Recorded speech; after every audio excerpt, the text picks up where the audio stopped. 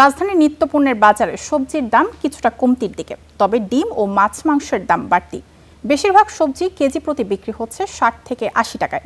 বাজারে করলা, ঢেঁড়স, চিচিঙ্গা, পটল, শসার দাম কমতির দিকে। অন্যদিকে টমেটো ১২০ টাকা, বেগুন ১০০ থেকে ১২০ টাকা কেজি দরে বিক্রি হচ্ছে। তবে লাগাম ছাড়িয়েছে ডিমের দাম। ১ ডজন ফার্মের মুরগির ডিমের দাম এখন ১৫০ থেকে ১৬০ টাকা। ব্রয়লার মুরগি কেজি প্রতি বিক্রি হচ্ছে ২০০ টাকায়।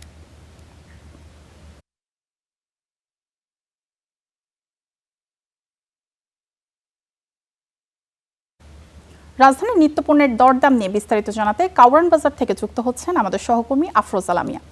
লামিয়া, বাজারের সবজির দাম কিছুটা কমেছে, সরবরাহ কি বেড়েছে বাজারে জানাবেন আমাদের। মায়াশিকা, মূলত আমরা এতদিন ধরে দেখতে পাচ্ছিলাম যে বর্ষা মৌসুমে ঢাকার বাইরে যেসব জেলা থেকে সবজি সরবরাহ হয়ে থাকে সেই সব ওইখানে উৎপাদন ঘাটতি এবং পরিবহন খরচ বাড়তি হওয়ার কারণে, পরিবহন খরচটা মূলত বেশি হওয়ার কারণে ঢাকার বাজারে সবজিগুলোর কাঁচা সবজির দাম বেশি ছিল। তো সেই দিক থেকে এখন বৃষ্টি অনেকটাই কমে এসেছে। তো বলা যায় যে রাজধানীর বাজারে ধীরে ধীরে সরবরাহ কিন্তু স্বাভাবিকই হচ্ছে।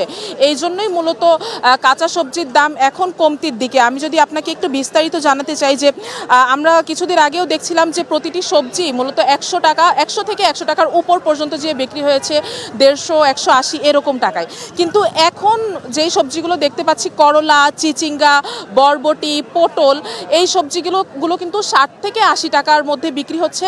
এবং আমরা সবচেয়ে বেশি দাম দেখেছিলাম কাঁচামরিচের দাম ৪০০ টাকা ছাড়িয়েছিল, ৪০০ টাকা। এবং কাঁচামরিচ ভারত থেকে আমদানি হওয়ার পর থেকেই কিন্তু কাঁচামরিচের দামটা এখনও কমতির দিকে। যদিও ভোক্তারা বলছেন যে হাতের নাগালে নেই, কিন্তু বিক্রেতারা বলছেন যে আসলে অনেকটাই দাম কমে গিয়েছে। কাঁচামরিচ হচ্ছে এখন মূলত ১২০ থেকে ১৫০ টাকায় বিক্রি হচ্ছে। আর সবচেয়ে বেশি দাম যেটা বলবো সেটা হচ্ছে মুরগির ডিমের দাম, ডজন প্রতি ১৫০ থেকে ১৬০, ১৭০ টাকায় বিক্রি হচ্ছে। মায়াশিকা, এই ছিল আজকের রাজধানীর বাজার পরিস্থিতি। ধন্যবাদ আফরোজা আপনাকে।